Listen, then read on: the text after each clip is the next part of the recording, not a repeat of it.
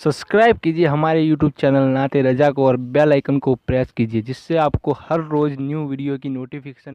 सुने, अल्लामा उस्मान रदी अल्लाह तबारक व तआला अन्हु अपनी किताब में जो लिखते हैं मैं उसका खुलासा पेश करूं, आपको अंदाजा होगा कि अल्लाह की तरफ बढ़ने वालों माँ बाप को छोड़कर, इसलिए कि एक सहाबी ने पूछा, या रसूल अल्लाह, अगर मुझे पहचानना हो, मालूम करना हो कि अल्लाह मुझसे राजी है कि नाराज है तो मैं कैसे पता करूं? तो उस वक्त मेरे सच्चे नबी गैबदा नबी ने फरमाया था कि घर जाके देख, अगर तेरे माँ बाप तुझसे राजी है तो अल्लाह भी तुझसे राजी है, और माँ बाप नाराज है तो अल्लाह भी तुझसे नाराज है। आप अंदाजा फरमाएं, शबे बारात में उनकी बख्शिश नहीं है जो माँ बाप को सताते हैं, दिल दुखाते हैं, तकलीफ पहुंचाते हैं। अल्लाह अकबर। जलसों के अंदर उलमा के पीछे दौड़ते हाथ चूमने के लिए, पीरों के पीछे दौड़ते हाथ पैर चूमने के लिए, मज़ारात की चादर चूमने के लिए एक दूसरे पे गिरते पड़ते हैं। मज़ारात की चादर चूमने वालों, उलमा के हाथ चूमने वालों, पीर और मशाइखों के हाथ पैर चूमने वालों, मैं मना नहीं करता, लेकिन तुमसे पूछना चाहता हूं, क्या कभी अपने माँ बाप के भी हाथ चूमते हो? अगर अपने माँ बाप के हाथ चूमते हो तो माँ बाप के हाथ चूमने के बाद पीर और मुर्शिद का हाथ चूमना, उलमा का हाथ चूमना, सादात के हाथ चूमना तुम्हारे काम आ सकता है। लेकिन माँ बाप को बुड्ढा बुड्ढी कह के उनके दिलों को तकलीफ पहुंचाकर अगर गिलाफे काबा भी चूमोगे तो वो तुम्हारे मुंह पे मार दिया जाएगा, वो अमल तुम्हारा कबूल नहीं किया जाएगा। सुल्तानुल आरिफीन बायजीद बुस्तामी रहमतुल्लाह अलैह के बारे में हजरत सैयदना उस्मान इब्न हसन अपनी किताब में लिखते हैं, कहते हैं कि हजरत बायजीद बुस्तामी रहमतुल्लाह ताला अलैह एक ऐसे बुजुर्ग हैं जिनको अल्लाह ने मकाम विलायत अता किया, विलायत के मकाम पर पहुंच गए। लेकिन आप जानते हैं, उलमा भी जानते हैं, सूफिया भी जानते हैं, मशाइख भी जानते हैं कि विलायत की एक किस्म नहीं है, विलायत की कई किस्में हैं, और विलायत में भी अलग अलग क्वालिटी होती है, बड़े मकामात होते हैं, बड़े मर्तबे होते हैं। अल्लाह अकबर। सबसे बड़ा मर्तबा विलायत की कायनात में जो है उसको मकाम महबूबियत कहते हैं, और वो मकाम महबूबियत जो है उसमें दो लोग मशहूर हुए पूरी उम्मत में। एक तो हमारे मुर्शिद सरकार गौसे आजम शेख अब्दुल कादिर जिलानी है, और दूसरे जो महबूब है हजरत सैयदना निजामुद्दीन औलिया महबूब इलाही है। अल्लाह अकबर। तो अलग अलग मकामात है, फर्दियत का मकाम है, कुतबियत का मकाम है, इसी तरीके से विलायत का मकाम है, इसी तरीके से मजजूबियत का मकाम है, इसी तरीके से अलग अलग मकामात है, सैर अल्लाह, सैर मिनल्लाह, सैर फिल्लाह, ये अलग अलग सूफिया की इस्तिलाहात है। उसमें से एक मकाम है विलायत का जिसको मकाम हुजूरी कहते हैं। ये मकाम हुजूरी क्या होता है?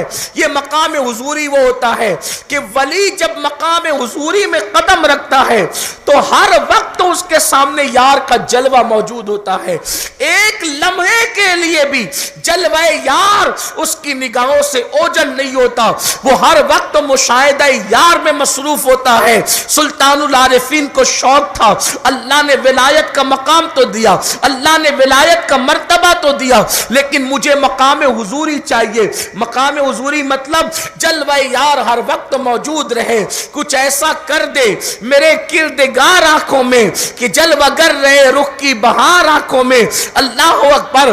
तो जलवा यार की खातिर मकाम हुजूरी के लिए अल्लाह अल्लाह हजरत बायजीद मेहनत कर रहे हैं, जो निसाब बताया है बुजुर्गों ने उस पर अमल कर रहे हैं। बिल आखिर जहन में एक बात आती है, और जो जहन में बात आई वो ये कि बरसों से मेहनत की है, रोजे भी रखता हूं, इबादतें भी करता हूं, फिर माँ की खिदमत भी करता हूं, फिर माँ के लिए कुछ कमाना भी पड़ता है। माँ के पास आए और ज़हन में बात आई, अगर मैं ये सारे जंजाल से निकल जाऊं, मैं ये सारी चीजों से निकल जाऊं और रात दिन इबादत इबादत इबादत करूं तो मुझे मकाम हुजूरी जल्दी से मिल सकता है। माँ के पास आते हैं, अम्मी के पैर पकड़ के कहते हैं, अम्मी मुझे मकाम हुजूरी चाहिए। माँ ने बड़ी सादगी से कहा, मतलब क्या बेटा? माँ मकाम हुजूरी चाहता हूं, मेहनत करता हूं, मशक्कत करता हूं, इबादत کرتا ہوں لیکن وہ منزل پر نہیں پہنچ پاتا کیونکہ تمہارے کام بھی کرنا، کاروبار بھی کرنا، یہ بھی کرنا، یہ بھی کرنا، یہ بھی کرنا۔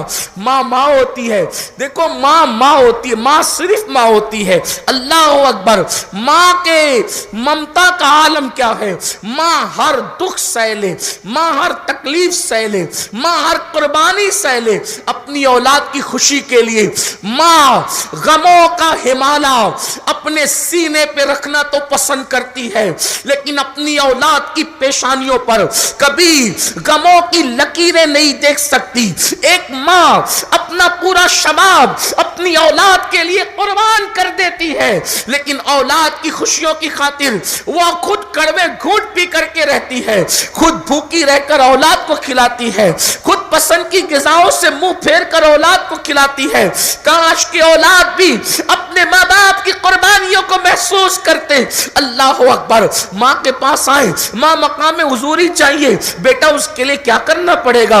امی مصروفیتوں سے نکلنا پڑے گا، رات دن عبادت کرنی پڑے گی، تو ماں اگر آپ اجازت دے دیں، آپ اپنے حقوق معاف کر دیں تو میں جنگل میں چلا جاؤں، راتوں دن اللہ کی عبادتیں کروں۔ حضرت بایزید نے پوچھا، ماں ہوتی ہے؟ ماں نے کہا، بیٹا اگر تم کو یہ لگتا ہے کہ میرے پاس سے جا کر تمہیں خدا ملے گا تو پھر میں اجازت دیتی ہوں، جاؤ میری طرف سے اجازت ہے، جتنی باتیں کرنی کر لو۔ حضرت بایزید بسطامی علامہ عثمان ابن حسن لکھتے ہیں کہ تقریباً 30 یا 40 سال تک بایزید پہاڑ کی غاروں کے اندر جنگل و بیابان میں رہے، ایک ہی لباس پر وہ 30-40 سال گزار دیے، کپڑوں کے چتڑے اڑنے لگے، 30-40 سالوں میں کبھی آئینہ بھی نہیں دیکھا، عبادت عبادت عبادت، حتیٰ کہ درخت کی پتیاں کھا کر، سحری کی، پانی پی کر افطار کی، پانی پہ سحری کی، درخت کی پتیاں چبا کر افطار کیا، لیکن وہ مقام ملا نہیں۔ 30-40 سال کی محنتوں پر بھی وہ مقام نہیں ملا جس کے وہ متلاشی تھے۔ ایک دن حضرت سلطان العارفین بایزید بسطامی جنگل سے نکلے اور بستی کی طرف گئے، بستی میں قدم رکھا تو ماں کی یاد آئی، ماں کی یاد آئی تو سوچا اتنا عرصہ ہو گیا ماں کو دیکھے، چلو امی کی زیارت کر لیں، ماں کی زیارت کر لیں۔ میں تو اپنے جوانوں سے کہتا ہوں کسی کا خوبصورت چہرہ دیکھ کر کے وہ اجر اور ثواب نہیں ملتا، جو ماں باپ کا جھری پڑا ہوا چہرہ دیکھنے سے اللہ اجر اور ثواب عطا فرماتا ہے۔ سبحان اللہ سبحان اللہ۔ لوگوں کے پیچھے بھاگنے والوں، ہماری جنت تو اللہ نے ہمارے گھر میں رکھی۔ کامیابی کے متلاشیوں، ہماری کامیابی تو ہمارے گھر میں ہے۔ کہاں جا رہے ہو؟ کس قدر دنیا پرست ہوئے، خدا چھوڑا، نبی چھوڑا، ماں باپ چھوڑا، قرآن چھوڑا، دین چھوڑا، مذہب چھوڑا، مسلک چھوڑا، سب سے دور بھاگ کر کہاں جاؤ گے؟ ایک دن موت ہے، ایک دن اللہ آتی ہے، ایک دن 2 گز زمین میں لیٹنا ہے۔ اللہ اکبر۔ سلطان العارفین بایزید بسطامی جیسے ہی بستان کی سرزمین کی بستیوں سے گزرنے لگے، ماں کی یاد آئی، دل نے کہا چلو امی کی زیارت کر لیتے ہیں۔ فوراً شیطانی وسوسہ آیا، امی مر گئی ہوگی، اس لیے کہ 30-40 سال ہو گئے، میں بوڑھا ہو گیا، وہ تو پہلے سے بوڑھی تھی، مر گئی ہوگی۔ پھر دل نے خیال آیا، شیطانی وسوسے کو ختم کیا، چلو مر گئی ہوگی تو قبر پہ فاتحہ پڑھ لیں گے، کیونکہ ماں باپ کی قبر پہ جانا بھی تو کوئی بات ہے نا۔ اس لیے کہ اللہ کے رسول علیہ السلام فرماتے ہیں جو جمعہ کے دن اپنی ماں یا اپنی باپ یا دونوں کی قبر پر پابندی سے حاضری دے گا، اس کے مرنے کے بعد فرشتے اس کی قبر پر زیارت کے لیے آیا کریں گے۔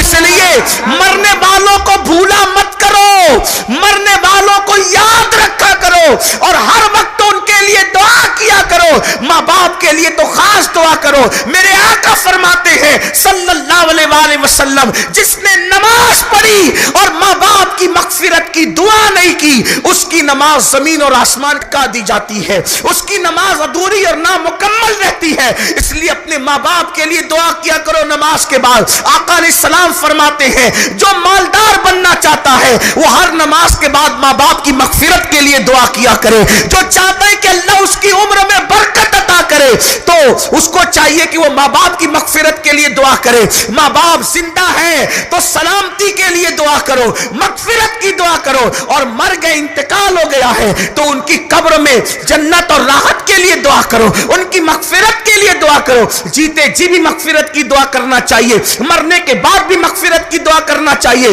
لوگوں یاد رکھو, اپنے ماں باپ کو نہ بھولو. یہ پتہ نہیں بدعت کہاں سے شروع ہو گئی. جیتے جی لوگ ماں باپ کو بھول رہے ہیں تو مرنے کے بعد کیا یاد رکھیں گے؟ قبریں مٹ رہی ہے, قبروں کا نشان مٹ رہا ہے. اللہ اکبر. ایک وقت وہ آئے گا کہ کبھی باپ کا دامن پکڑ کر بیٹا کہے گا دادا کی قبر کہاں ہے بتاؤ, تو شاید نہیں بتایا جا سکے گا. بلکہ کسی نے مجھے بتایا کہ ایک مرتبہ ایسا ہوا کہ شب برات پر 1 سال کے بعد جو ہے بیٹا اپنے باپ کی قبر پہ گیا تو وہاں پہلے سے لوگ فاتحہ پڑھ رہے تھے. اس نے کہا بھائی آپ کو میرے باپ سے کیا ہمدردی ہے کہ آپ لوگ فاتحہ پڑھ رہے ہیں؟ تو انہوں نے کہا یہ تیرا باپ نہیں, ہمارا باپ ہے, اس کی قبر ہے. تو اس نے کہا میرے باپ کی قبر ہے. اس کا مطلب یہ ہے کہ وہ اتنے دن کے بعد گیا تھا کہ باپ کی قبر پلٹی ہو گئی تھی اور کوئی پور آ چکا تھا. یاد رکھنا, محلوں کی حفاظت کرنے والوں, قبروں کی حفاظت کرو. ہم قبر پجوا لوگ نہیں ہیں, لیکن اتنا ضرور ہے کہ قبروں کو ضائع کرنے والے بھی نہیں ہیں. اس کی وجہ یہ ہے کہ رسول اللہ نے اپنی زندگی کا سب سے پہلا سفر جو 6 سال کی عمر میں کیا ہے, نہ حج کے لیے نہ عمرہ کے لیے کیا ہے, اپنے والد بزرگوار کی مزار پر حاضری کے لیے کیا. اٹھا کر کے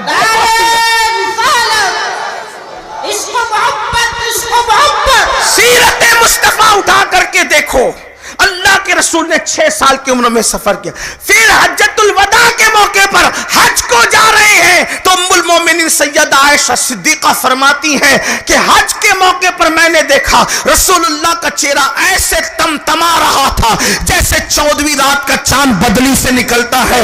میں نے پوچھا آقا اتنے خوش کیوں ہیں؟ تو فرمایا میں اپنی امی کے مزار پر حاضری کے لیے گیا تھا اور اللہ نے میری خاطر ان کی قبروں کو سے ان کو باہر کیا. میں نے آواز دی تو وہ قبر سے باہر تشریف لائی اور میرا کلمہ پڑھ کر وہ میری امت میں داخل ہو گئی. حضور ماں کے مزار پہ جا کر اتنا خوش ہو رہے ہیں. لوگ کہتے ہیں کلمہ پڑھ کے مسلمان ہو گئی. ہم نہیں مانتے اس بات کو. ہم یہ کہتے ہیں وہ تو مسلمان پہلے سے تھی, وہ مسلمان پہلے سے تھی, امت محمدیہ میں داخل ہو گئی, ملت ابراہیم پر تھی, لیکن امت محمدیہ میں داخل ہو کر خیر امت کا شرف بھی پا گئی. یہ بات ہے. لوگ کہتے ہیں وہ نبی کی ماں کافرہ تھی. ہم نے کہا تو اپنے ایمان کی خبر لے. کہا کہے گی کافرت؟ نبی کے ماں باپ بھی کافر ہوتے ہیں. ارے چور ڈاکو کے گھر میں ولی پیدا نہیں ہوتا, کافر کے گھر میں سید الانبیاء کیسے پیدا ہو سکتے ہیں؟ لوگوں کو بات کرنے سے پہلے سوچنا چاہیے. پھر لوگ کہتے ہیں قرآن حدیث کی بات کرو, یہ لفاظیاں نہ کرو. میں نے کہا حدیث اٹھا کے پڑھو, تفسیر اٹھا کے پڑھو.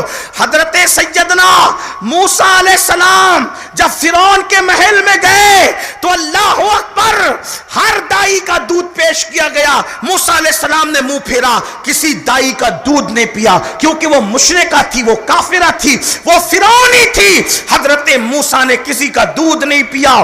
پھر حضرت موسیٰ کی بہن محل میں پہنچی اور کہا کہ میں ایک ایسی دائی کو جانتی ہوں کہ جو بچہ کسی کا دودھ نہیں پیتا اس کا پی لیتا ہے. تو حضرت موسیٰ کی امی کو لایا گیا. فرعون کو نہیں معلوم تھا یہی ماں ہے. فرعون نے کہا اے دائی اگر ہمارا بچہ تیرا دودھ پی لے گا تو ہم تجھے محل میں رکھیں گے اور ہر روزانہ تجھے درہم عطا کیا کریں گے. پھر حضرت موسیٰ ماں کی گود میں آئے اور پھر ماں کا دودھ شوق سے پینے لگے. ہم پوچھتے ہیں جب موسیٰ کو اتنا شعور ہے کہ وہ کسی کافرہ اور مشرکہ کا دودھ نہیں پیتے تو جانے موسیٰ محمد الرسول اللہ کی شان کا عالم کیا ہوگا. بس فرق اتنا ہے, توجہ کرنا, فرق اتنا ہے کہ حضرت موسیٰ نے کسی کافرہ کا دودھ نہیں پیا اور جانے موسیٰ کی شان یہ ہے کہ جس کا دودھ پی لیا اس کو کافر رہنے نہیں دیا, ایمان کی دولت عطا فرما.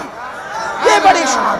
اسی لیے تو میرے امام کہتے سب سے اولا وہ آلہ ہمارا، سب سے بالا وہ آلہ ہمارا نبی، اپنے مولا کا پیارا ہمارا نبی، دونوں عالم کا دولہ ہمارا نبی، خلق سے اولیاء، اولیاء سے رسول، رسولوں سے آلہ ہمارا نبی۔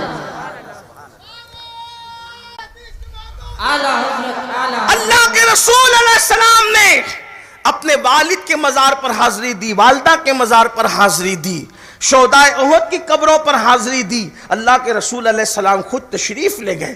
بخاری اٹھا کر کے دیکھیں، آپ کو پتہ چلے گا، سیاہ اٹھا کر دیکھیں، شہدائے احد کے مزارات پر آپ کی حاضری دینا، جانا، امت کے لیے مغفرت کی دعا کرنا ثابت ہے۔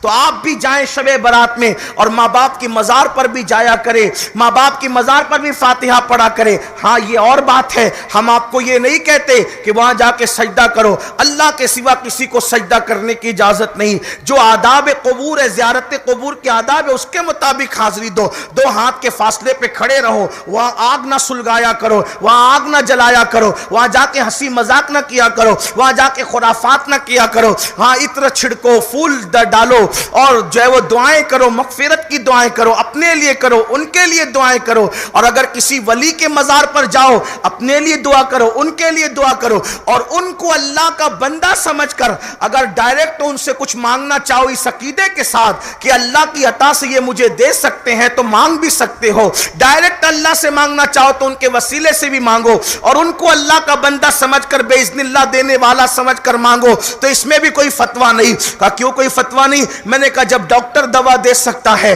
تو ولی کچھ کیوں نہیں دے سکتا؟ اسی لیے میرے امام بڑی پیاری بات لکھتے، کہتے ہیں حاکم حکیم داد و دوا دے یہ کچھ نہ دے، حاکم حکیم داد دوا دے یہ کچھ نہ دے، مردود یہ مراد کس آیت خبر کی ہے؟ یہ تو لایا کہاں سے ہے کہ حاکم تو داد دے سکتا ہے اور حکیم دوا دے سکتا ہے اور محبوبان بارگاہ کچھ نہیں دے سکتے؟ یہ کتنی حیرت کی بات ہے۔ لیکن لوگ کہتے ہیں وہ کیسے سن سکتے ہیں، وہ کیا سن سکتے ہیں؟ یہ ایک بہت دور کی بحث آ جاتی ہے، پھر میں اس میں نہیں پڑھنا چاہتا، حالانکہ میرے پاس اس کے حوالے سے دلیلیں بھی ہیں۔ ہمارے پاس اہل سنت کے پاس 1450 سالہ ذخیرہ موجود ہے۔ لیکن ایک بات میں آپ سے عرض کر دیتا ہوں، آپ کو بات سمجھ میں آ جائے گی۔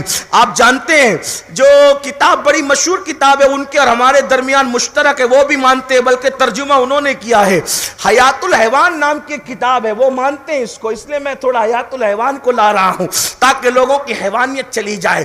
حیات الحیوان کے اندر ایک روایت لکھی ہوئی ہے، اس حدیث پر کچھ لوگوں نے سند پر جرح بھی کیا ہے، لیکن آپ توجہ کریں کہ حدیث پاک میں آتا ہے کہ جب کوئی بیوی، عورتیں بھی موجود ہیں، جب کوئی بیوی اپنے شوہر سے جھگڑا کرتی ہے، کیا کرتی ہے؟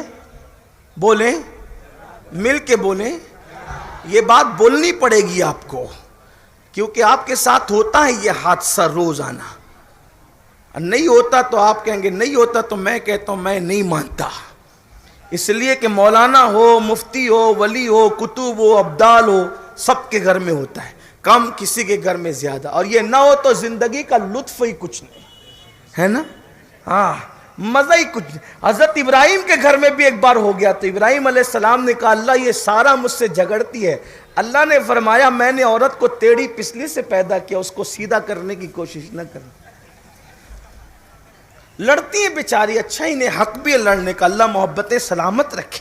یہ نہ ہو تو جنت بھی ادھوری معلوم ہوتی ہے، ان کی اپنی محبتیں۔ بہرحال حدیث پڑھ رہا تھا، توجہ فرمائیں۔ اس پہلے کہتے ہیں اس کی سند پر محدثین نے کچھ جرح کیا، لیکن جنہوں نے ترجمہ کیا ان کی نظر کر رہا ہوں، وہاں سے ترجمہ ہے جو منکر ہے علم غیب کے بھی، کہ جب کوئی بیوی اپنے شوہر سے جھگڑا کرتی ہے اور وہ شوہر جنتی ہوتا ہے، تو جنت سے حور اس بیوی کو کہتی ہے او نادان، میرے شوہر سے تو جھگڑتی کیوں ہے جبکہ جنت میں اس کے لیے ہوں، اس بیوی کو کہتی ہے۔ اب آپ سے پوچھتا ہوں جنت کہاں ہے؟ جنت کہاں ہے؟ جنت سدرۃ المنتہا کے بھی اوپر ہے، توجہ ہے آپ کی، جنت کہاں ہے؟ سدرۃ المنتہا کے بھی اوپر ہے۔ جب جنت سدرۃ المنتہا کے اوپر ہے تو وہاں سے حور کی طاقت، اللہ نے حور کو اتنی طاقت دی کہ وہ زمین پر، آپ کے گاؤں کا نام जवर्गी जमीन पर जवर्गी के किस मोहल्ले में बंद कमरे में मियां बीवी आपस में झगड़ा कर रहे हैं, ये कौन देख रहा है? जन्नत में बैठकर हूर देख रही है। और उस झगड़े पर वो मुदाखलत करके कहती है मेरे शौहर से तू क्यों झगड़ रही है, मैं उसके लिए जन्नत में हूं। अब बताओ, जब जन्नत की हूर को अल्लाह ने इतनी ताकत अता की है तो अपने महबूब मोहम्मद रसूलुल्लाह को देखने और सुनने की कितनी ताकत अता की होगी। शेख अब्दुल कादिर जिलानी को कितनी ताकत मिली होगी, मोइनुद्दीन गरीब नवाज को कितनी ताकत मिली होगी, हजरत महबूब इलाही को कितनी ताकत और कुव्वत मिली होगी। इससे पता चला। तो पहले आप हदीस पे नजर रखें। नादानी के साथ लोग कुछ भी बातें कर देते हैं, वहां जाते हैं तो वो तो मिट्टी का ढेर है, वो तो सुनते नहीं, वो तो ये नहीं, वो तो वो नहीं। ये खुराफात बंद करो, कुरान और सुन्नत की तरफ नजर रखो।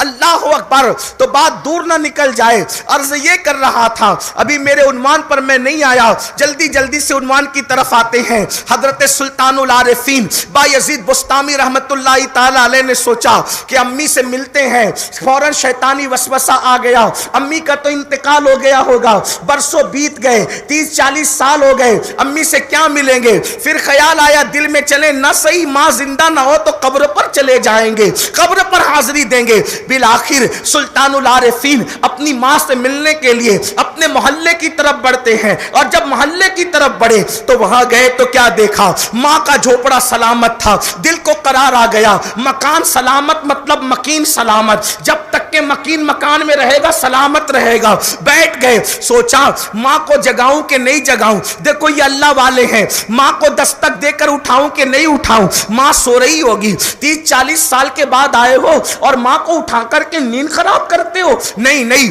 बैठो बायजीद इंतजार करो। बायजीद बुस्तामी इंतजार करने लगे। जैसे ही घर में चलने की किसी की आहट आई, आहट की आवाज आई, फौरन सुल्तानुल आरिफीन बायजीद बुस्तामी रहमतुल्लाहि ताला अलैह ने दरवाजे पे दस्तक दी। दरवाजे पे दस्तक दी तो पता है क्या हुआ? अल्लाह अकबर। मेरे आका सल्लल्लाहु अलैहि वसल्लम के दीवानों, ये माँ है, इसे माँ कहते हैं। 30 या 40 साल के बाद सुल्तानुल आरिफीन दरवाजे पे दस्तक देते हैं। जब दरवाजे पे दस्तक हुई तो अंदर से आवाज आई, बायजीद मेरे बेटे तू आ गया है, बायजीद मेरे बेटे तू आ गया है। दरवाजा खुला, बेटे को मौजूद पाया। यकीन नहीं आ रहा था मां को कि मेरा बेटा 30-40 साल के बाद लौट करके आ गया। मां ने दोनों हाथों से बेटे के गाल पकड़ लिए और एक ही बात कहती है, तू आ गया। ये कहते हैं जी अम्मी मैं आ गया। तू आ गया? जी अम्मी मैं आ गया। वजूद देखा, बिखरी दाढ़ी, फटे पुराने कपड़े, अजीब हालत थी। गए थे तो क्या हाल था, आलमे शबाब था। आए हैं तो बुढ़ापे के अल्लाह अकबर रंग में ढल करके आए हैं। बायजीद बुस्तामी की अम्मी को यकीन नहीं आता। एक ही सवाल, तू आ गया? ये कहते हैं हाँ मैं आ गया। तू आ गया? मैं आ गया। तू आ गया? मैं आ गया। मां को यकीन हुआ तो फिर दूसरा सवाल किया, मेरे बेटे जिस मकाम और मर्तबे को पाने के लिए तू मुझे छोड़ करके गया था, क्या वो मकाम और मर्तबा तुझे मिल गया? उस मंजिल पर तू फाइज हो गया? उस वक्त तो बायजीद बुस्तामी को पहली बार एहसास हुआ कि मैं तो इतनी बातें करके रह गया। आंख में मोटे मोटे आंसू मंडलाने लगे, मिसगा पर आंसुओं के सितारे झिलमिलाने लगे। मां ने जैसे पूछा वो मकाम हुजूरी मिला? तो कहते नहीं अम्मी वो मकाम मुझे नहीं मिला। कितने साल हुए अम्मी? 30-40 साल हुए। ना लिबास तब्दील किया, ना आईना देखा, ये बिखरे हुए बाल, ये कपड़ों के चितड़े यार की मोहब्बत में, लेकिन वो मकाम मिला नहीं जो चाहते थे। मां तड़पी, वो हाथ के अंदर इसी तरीके से गाल थे और पूरी जज्बात की कैफियत में रात की आखिरी पैर में आसमान की तरफ निगाह उठी और ममता बोल पड़ी, मौला देख तो सही तेरी तलब में मेरा बेटा कितनी मेहनत कर रहा है। मौला एक माँ की दुआ है, ये जो मकाम चाहता है वो मकाम अता कर दे। 2 जुमले निकलने थे, हिजाबात उठ गए। बायजीद माँ के कदमों में भी गिर के कहते हैं, माँ मैं नादान था, अल्लाह को पहाड़ों में ढूंढ रहा था, मुझे क्या मालूम कि 30 साल की मेहनत जान ना पहुंचा सकी। ماں کے دو جملوں نے وہ مقام عطا کر دیا. نعرہ تکبیر. اے میری قوم کے جوانوں، آؤ ان کے قدم پکڑیں، آؤ ان کی خدمت کریں، ورنہ شب برات میں بھی مغفرت نہیں ہوگی.